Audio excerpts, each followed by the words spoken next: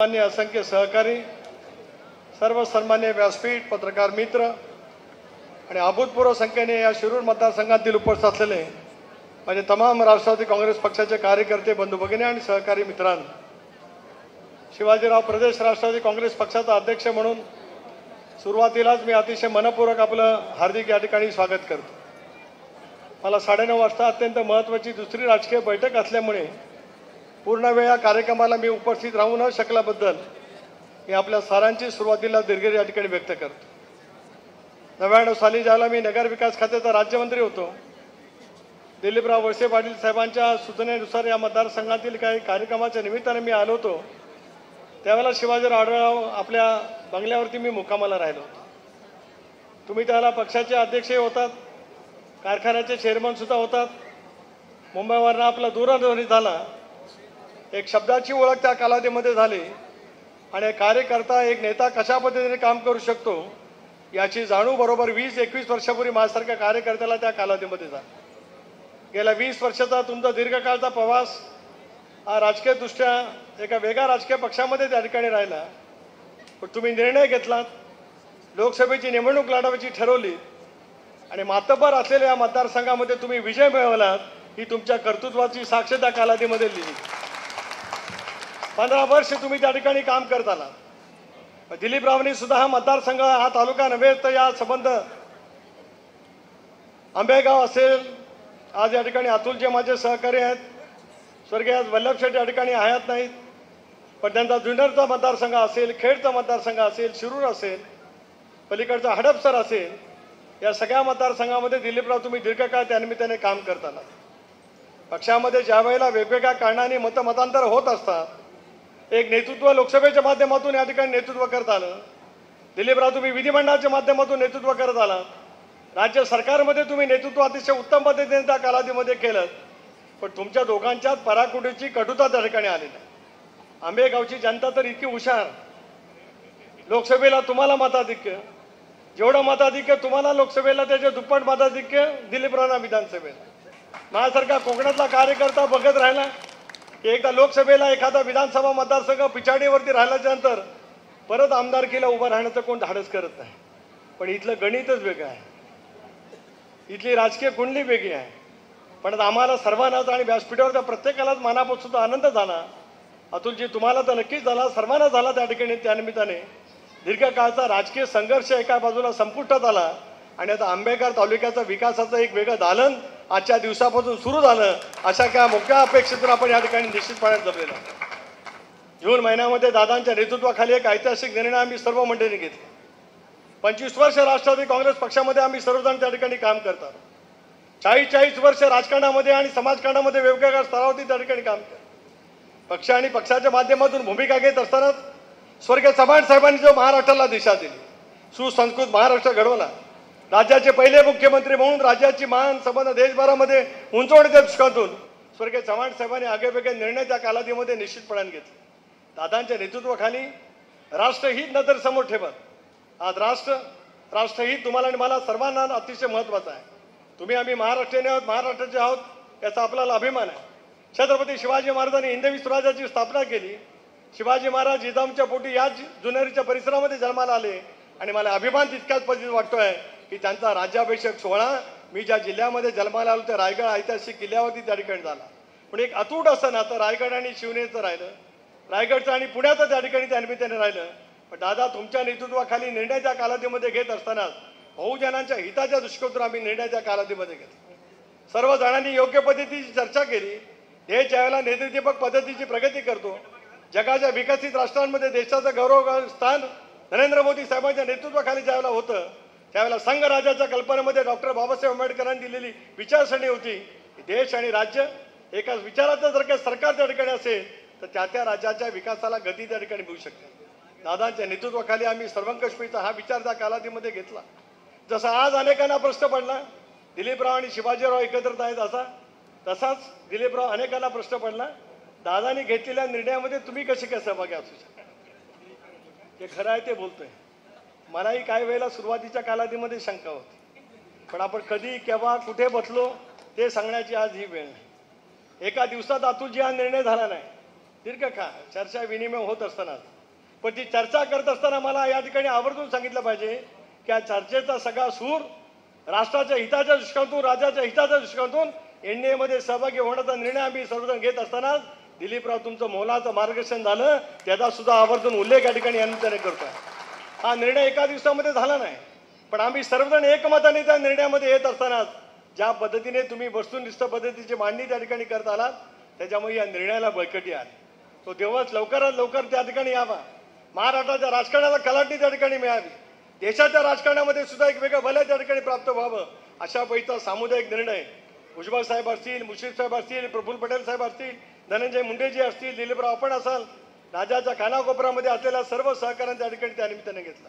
आणि आज मला अभिमानपूर्वक या गोष्टीचा उल्लेख करायचा वाटतो, 53 पैकी 43 आमदारांनी दादांच्या निर्णयावरती एका दिवसामध्ये शिक्कामोर्तब करत दादाने गेल्या 25 वर्षामध्ये या राज्यामध्ये पक्ष संघटना वाढवण्यासाठी जी काय अभूतपूर्व मेहनत त्या ठिकाणी घेतली, त्याच्यावरती सुद्धा एक तऱ्हेचा विश्वास त्या ठिकाणी त्या निमित्ताने दाखवला.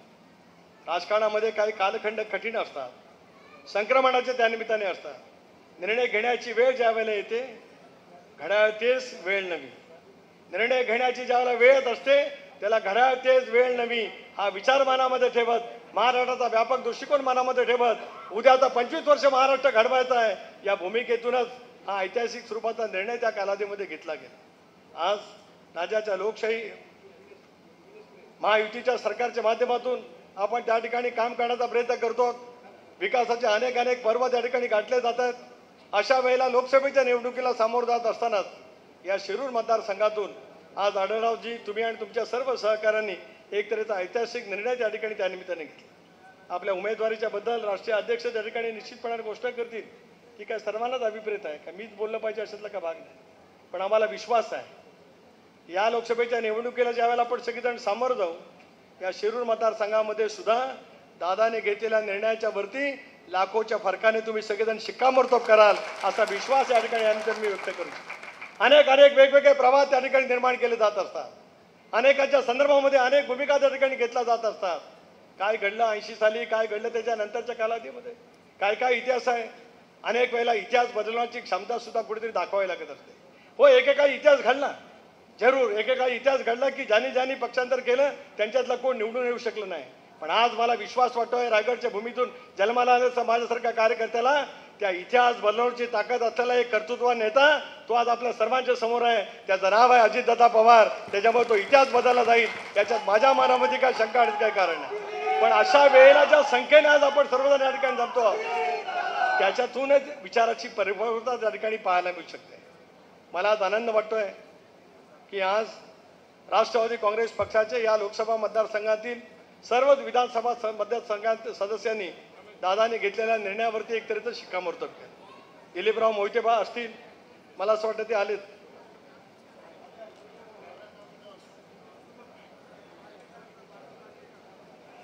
दिलीपराव मोहिते सुद्धा योग्य वेळेलाच आले. दिलीपराव मोहिते, तुमचं सुद्धा टायमिंग सुनील गावस्कर सारखंच आहे.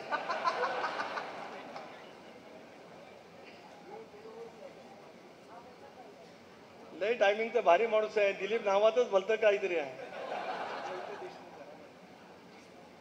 आणि त्याच्यामुळे आज दिलीपराव तुम्ही या ठिकाणी आलात. जसं अनेकांना शंका होती की दादाने घेतलेल्या निर्णयामध्ये ते दिलीपराव असतील का नाही, तसं अनेकांना शंका होती की शिवाजीरावांचा निर्णय घेतल्यानंतर हे दिलीप असतील की नाही. पण या सर्वांचा एकत्रित विश्वास आदिदादांच्या कर्तृत्वावरती आहे. त्याच्यामुळे अघटित असं घडू शकत आहे. त्याचा सुद्धा उल्लेख या कार्यक्रमाच्या निमित्ताने या ठिकाणी मी करू इच्छितो. राजकारणातली सगळीकडे 2+2 म्हणजे 4 होतात अशातला का भाग नाही. अनेक वेळेला 2+4 बरोबरती 2×4 असा करून सुद्धा हिशोब त्या ठिकाणी होऊ शकतो आहे. या गुणोत्तराच्या वरती आधारित असलेलं राजकारण करण्याचा प्रयत्न त्या ठिकाणी निश्चितपणे होत आहे. स्वर्गीय चव्हाण साहेबांनी बेरजेचं राजकारण केलं. सतत महाराष्ट्रामध्ये बेरजेचं राजकारण करण्याचा त्यानिमित्ताने प्रयत्न केला. मधल्या कालावधीमध्ये वजाबाकीचं राजकारण होत होतं. आता दादांच्या नेतृत्वाखाली पुन्हा एकदा बेरजेचं राजकारण त्या ठिकाणी सुरू होत आहे. त्याची सुरुवात पुणे जिल्ह्यातून होते. याचा सुद्धा प्रदेश राष्ट्रवादी काँग्रेस पक्षाचा अध्यक्ष म्हणून मला मनापासून आनंद आणि अभिमान त्या ठिकाणी निश्चितपणे वाटतो. अनेक वेळेला अनेक निवडणुका समाज धर्म याच्या नावाने लढवण्याचा जाणीवपूर्वक प्रयत्न केला जाऊ शकतो. याही मतदारसंघामध्ये कदाचित तशापैकी एक तऱ्हेचा विचार करण्याचा प्रस्थापित करण्याचा सुद्धा त्या ठिकाणी होऊ शकत आहे. पण मला विश्वास आहे दिलीपराव ज्या पद्धतीने गेले अनेक वर्ष तुम्ही मेहनत घेत आलात, केवळ तुमचा मतदारसंघ नव्हे तर या सगळ्या परिसरातली पाण्याचे प्रश्न असतील, शेतीचा पाण्याचा प्रश्न असेल. माझ्याकडे जलसंपदा खातं होतं, त्याला दिलीपरावांचं एकंदरीत सतर्कता होती. शेती आणि शेतीचं पाणी, शेती आणि शेतकरी या संदर्भामध्ये सुद्धा दिलीपराव ज्या पद्धतीने तुम्ही संवेदनशील दाखवत आलात त्याचा सुद्धा एक साक्षीदार या ठिकाणी या निमित्ताने आहे.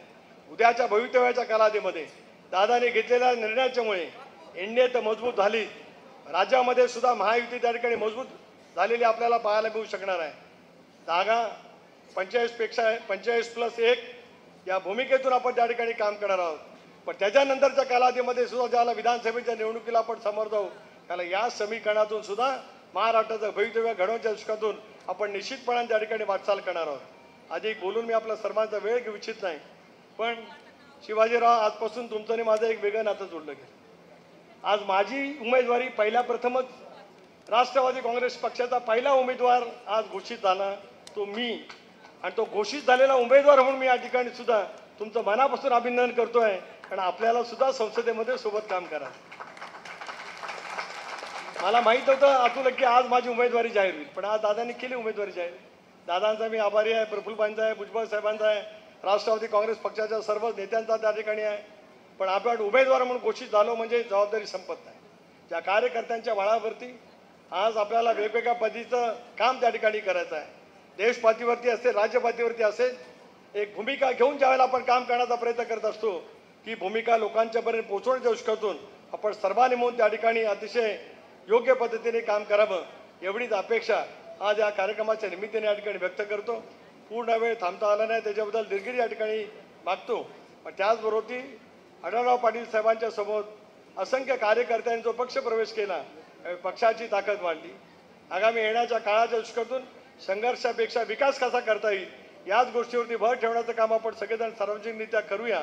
आणि आज एका हॉलमध्ये जरी हा मेळावा झाला असला तरी ज्या वेळेला 4 जूनला मतमोजणी होईल आणि त्याच्यानंतर ज्या वेळेला इथल्या नवनिर्वाचित खासदाराचं स्वागत करण्यासाठी आम्हाला यावं लागेल त्याला प्रचंड जनसमुदायाच्या साक्षीने आपण तो ऐतिहासिक क्षण सुद्धा आपल्या नजरेसमोर ठेवूया एवढ्याच भावना या ठिकाणी व्यक्त करतो.